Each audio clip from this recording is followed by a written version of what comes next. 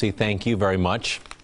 As the Winter Olympics in Sochi wind down this weekend, one question is, what did the athletes who captured glory do next? To give us an idea what lies ahead, we are joined by Marquette marketing professor Felicia Miller. Good morning to you. Good morning, Tom. All right, so now you've got the medal. What happens next with the endorsement deals? Well, as soon as the Olympics are over, the athletes are free to sign individual contracts with different companies. And so this is really their opportunity to cash in on their Olympic experience. And you've probably got agents for these companies frothing at the mouth, waiting for the games to wrap up. Absolutely, as well as agents for the athletes. A lot of the more premier sport athletes have representation, and so they're already negotiating today as we speak.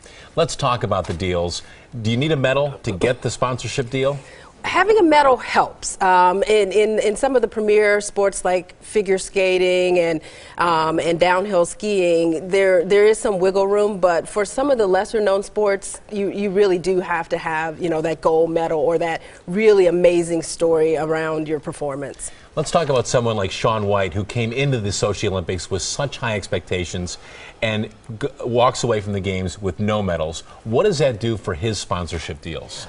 Well, an athlete like Shaun White, who's been an Olympian, a gold medalist, he has a lot of endorsers now. And those relationships will probably continue through their term, but he won't be getting a lot of new ones. And we probably won't see him featured in a lot of advertising right after the Olympics like we will with some of the other elite athletes. And there are a few different kinds of deals that some of these athletes can get. There's the big deals with the soft drink companies, the fast food, but they also can get pretty big deals within their sports. Oh, sure. The big Olympic sponsors will snap up some of the athletes right away, but a lot of them will be representatives for sporting equipment in their field. For example, there's been a lot of buzz around the goggles that the snowboarders are wearing. They're really cool technology, and so I'm sure we'll see some endorsements in those types of areas.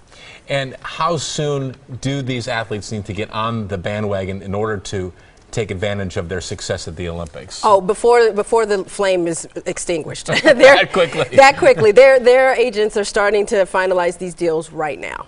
And any athletes in particular that we didn't know their names really before the games that you would expect to be household names by the time we get to the next Winter Olympics? I think the young snowboarder, Sage Rosenhoff, I think it was, we'll definitely see more of him. There's a young woman who just won gold in downhill skiing. We'll hear from her. I think the bobsledders, there's a nice story there, and BMW is doing some things with them.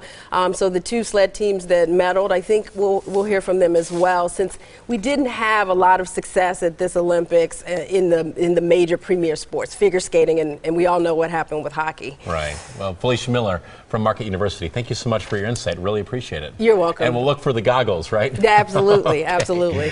We'll be very